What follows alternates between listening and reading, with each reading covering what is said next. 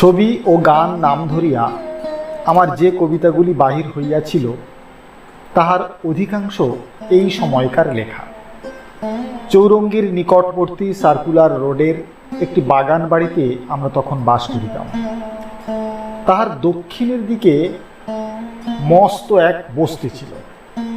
আমি অনেক সময়ই দোতলার জানালার কাছে বসিয়া সেই লোকালয়ের দৃশ্য দেখিতাম।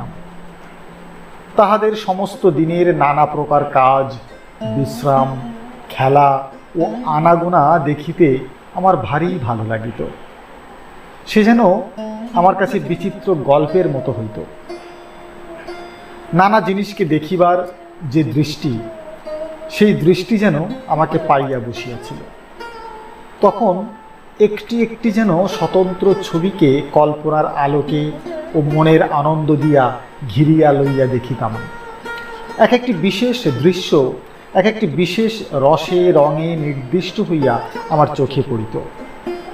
এমনি করিয়া নিজের মনের কল্পনা পরিবেষ্টিত ছবিগুলি গড়িয়া তুলিতে ভারী ভালো লাগিত। সে আর কিছু নয়, এক একটি পরিস্ফুট চিত্র আঁকিয়া তুলিবার আকাঙ্ক্ষা। চোখ দিয়া মনের জিনিসকে ও মন দিয়া চোখের জিনিসকে দেখিতে পাইবার ইচ্ছা। তুলি দিয়া ছবি আঁকিতে যদি পারিতাম, তবে পটের উপর রেখা ও রং দিয়া উতলা মনের দৃষ্টি ও সৃষ্টিকে বাঁধিয়া রাখিবার চেষ্টা করিতাম। কিন্তু সে উপায় আমার হাতে ছিল না। কিন্তু কেবল কথা ও ছন্দ, কিন্তু কথার তুলিতে তখন স্পষ্ট রেখার টান দিতে শিখি নাই। তাই কেবলই রং ছড়াইয়া পড়িত।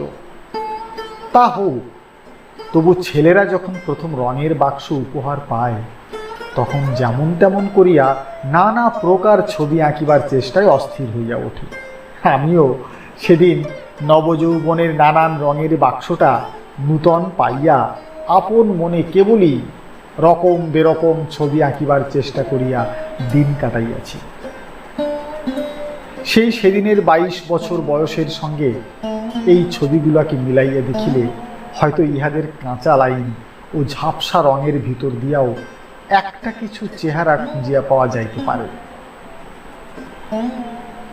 পূর্বেই লিখিয়াছি, প্রভাত সঙ্গীতে একটা পর্ব শেষ হইয়াছে।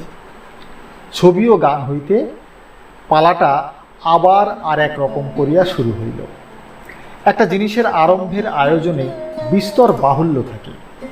কাজ যত অগ্রসর হইতে থাকে তত সে সমস্ত সরিয়া পড়ে। এই নূতন পালার প্রথমের দিকে বোধ করি বিস্তর বাজে জিনিস আছে। সেগুলি যদি গাছের পাতা হইত তবে নিশ্চয়ই ঝরিয়া যাইত, কিন্তু বইয়ের পাতা তো অত সহজে ঝরে না। তাই দিন ফুরাইলেও সে টিকিয়া থাকে।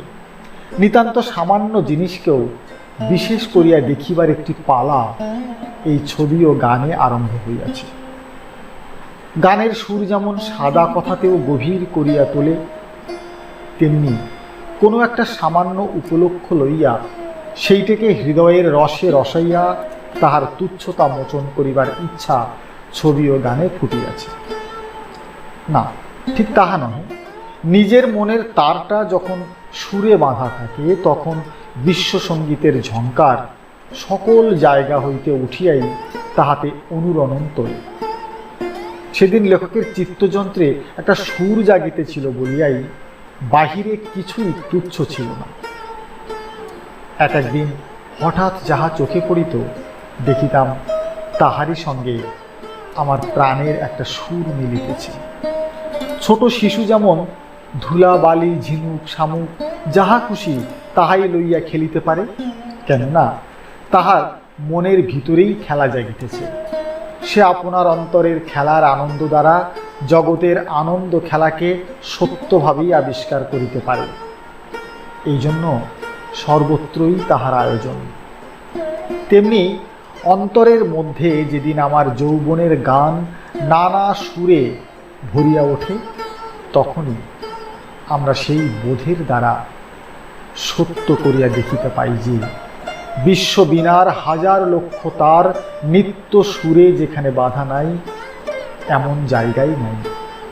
তখন যাহা চোখে পড়ে যাহা হাতের কাছে আসে তাহাতেই আসর জমিয়া ওঠে।